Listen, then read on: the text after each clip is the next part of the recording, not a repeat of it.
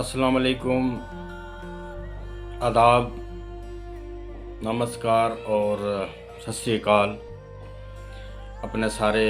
जितने भी साढ़े ज़मींदार भरान, खास करके किसान भरान साड़ी पुंछ ने अंदर या जम्मू कश्मीर ने अंदर जितने भी साढ़े किसान भरान, ज़मींदार भरान या ज़मींदार भैनान, उन सारे की अज ने दिन उपर मैं मुबारकबाद देसांगा कि अज ना दिन यानी 23 दिसंबर साढ़े हिंदुस्तान ने अंदर किसान दिवस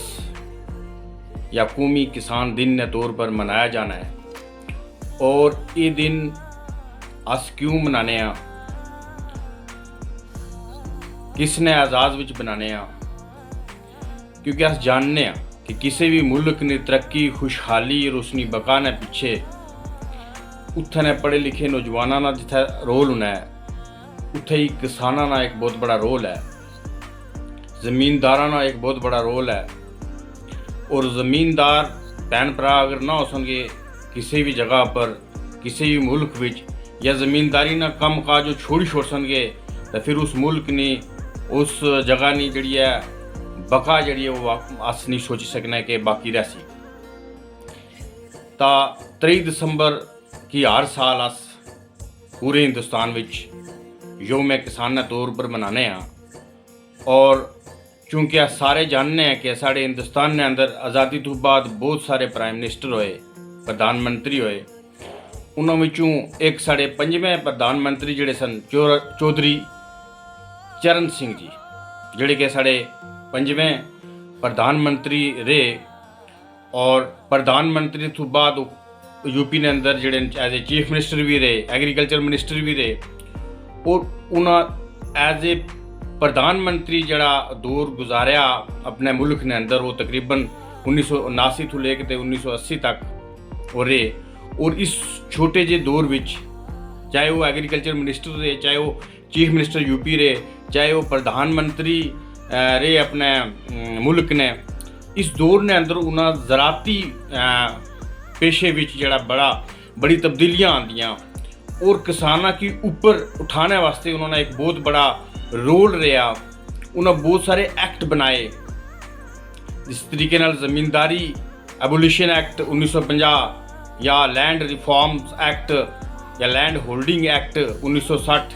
ये सारे एक्ट जिहड़े उन्होंने बनाए। और छोटे किसान या बड़े किसान जितने भी ऐसा साढ़े हिंदुस्तान के अंदर, उन्होंने सारे की ऊपर उठाने वास्ते उन्होंने बहुत बड़ा एक रोल अपना निभाया अपने दौर के अंदर। और वो आज़ादी नी जंग विच भी शामिल रहे साढ़े हिंदुस्तान नी आज़ादी, जदू आज़ादी नी जंग लड़ रहे सन बहुत सारे साढ़े आज़ादी ने जंगजू, तो उन्होंने वो भी शामिल सन। अगर मैं गल करा उन्होंने पैदाश नहीं, तो 1902 विच वो पैदा हुए मीरठ शहर विच, नूरपुर ने गाँव विच। और उत्थे इन्हां जड़ा यूपी ने अंदर ता फिर 14 जनवरी 1980 इन्होंने जी है वफात हुई, वो दुनिया छोड़ी दा साढ़े कोलों जुदा हो गए। तो इस तरीके नाल उन्हें 1923 विच जड़ा BSc की, यानी साइंस नी डिग्री जिसी असाने बैचलर ऑफ साइंस। और फिर आगरा यूनिवर्सिटी तो उन्हें एग्रीकल्चर विच MSc की। और एग्रीकल्चर ने शोबे नाल इस वास्ते जुड़े रहे और एग्रीकल्चर मिनिस्टर भी रहे। इस वास्ते उन्होंने वजह इस तालीमी काबलियत की वजह नाल जड़ा हिंदुस्तान विच किसानों की ऊपर चुकने वास्ते उन्होंने काफ़ी रोल जड़ा वो अदा किया है। चौधरी चरण सिंह जी जड़े सन, जिससे पहले ही मैं जिक्र किया कि साढ़े हिंदुस्तान ने 5वें प्रधानमंत्री सन। और उन्होंने जड़ा उन्होंने एज ए प्रधानमंत्री जड़ा उन्होंने अरसा रहा 1979 तो 1980 तकरीबन 1 साल तक। फिर चीफ मिनिस्टर रहे यूपी ने, फिर एग्रीकल्चर मिनिस्टर रहे। और उन्होंने काफ़ी सारे जड़े वो बनाए, कानून बनाए जड़े जिसकी वजह नाल किसानों की अज भी जड़ा फ़ायदा हो ही रहा। और उनकी चैंपियंस ऑफ इंडिया पेशेंट्स भी आया जाना कि इंडिया की तरक्की और खुशहाली वास्ते उन्होंने एक अहम रोल जड़ा वो रहा।